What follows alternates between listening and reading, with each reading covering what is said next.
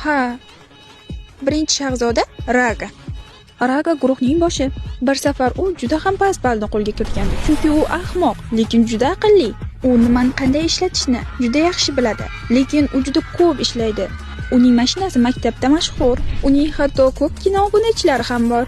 Ammo men buni unchalik yaxshi bilmagandim, chunki men mashinalarni yoqtirmayman. Raga xuddi kino aktyorlariga o'xshaydi. Keyingisi Jordan. U guruhda eng bosig'i, balki musiqachiligi sababdir. Menimcha, u juda kelishgan yigit. Heylik va Nevera. Odamlar ularni egizak deyishadi, lekin ular bir-biriga umuman o'xshashmaydi. Uchir. U haqiqiy o'yinchi. Unga ko'pgina qizlar ham gap ochishgan, lekin baribir o'yinni tanlaydi. O'yini mazax qilishni yoqtiradi. Sen menga xalaqit beryapsan. Yo'qol.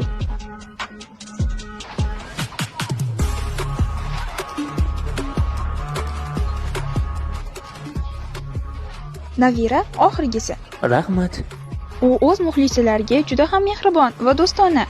Har holda ular ko'rinishlaridan juda ham yaxshi yigitlarga o'xshashadi, lekin hech qachon ularga yaqinlashma, sevib ham qolma, shunda xavfsiz bo'lasan. Yaxshi.